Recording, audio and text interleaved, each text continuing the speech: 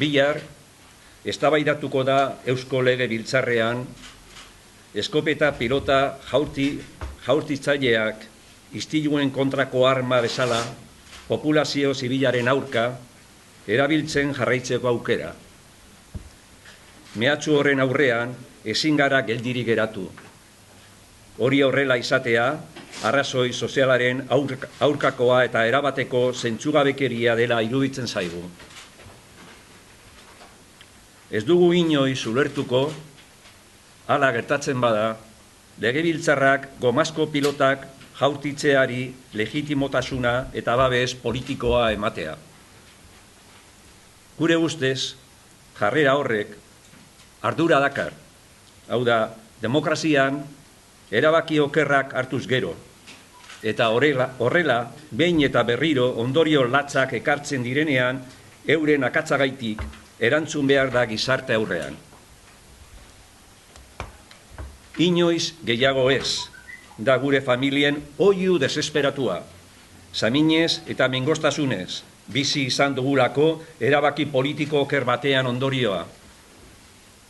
Esperientziak frogatu du, tamalez, gomazko pilotak materialak hilgarria direla, hiltzen dutela. Mai honetan gaudenok, horren lekuko gara, tamalez. Inigo Kabakasen heriotza, Rosa Zarrarena, beste askok pairatutako zaurilarriak, horren lekuko dramatikoa dira. Tragikoa litzateke horrelako beste gertakari bat Euskal Legebiltzarraren babespean gertatzea.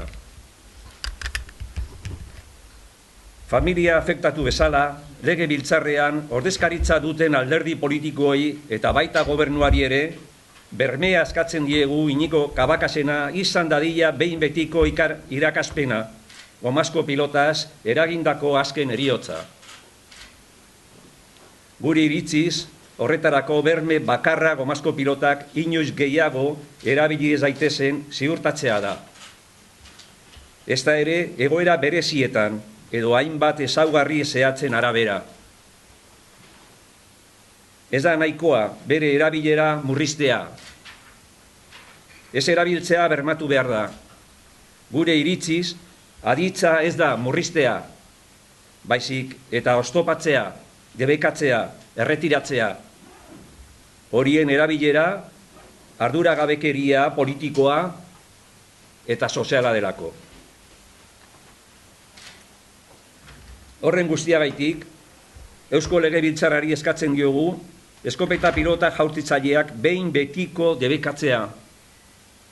Edo gutxienez, hainbeste min eta sufrimentu eraginduen eta neurriak hartzen ez badira, berriro ere eraingo duten material hori erretiratzea. Ez dugu aparteko ezer eskatzen. Gomazko piloten erabilera ia erabat baztertuta dago Europa Batasunean. Eusko Jaurlaritzak berak onartu zuen 2012 urtean Europako Batzordearen eskaera bat jaso zuela ildo horretan.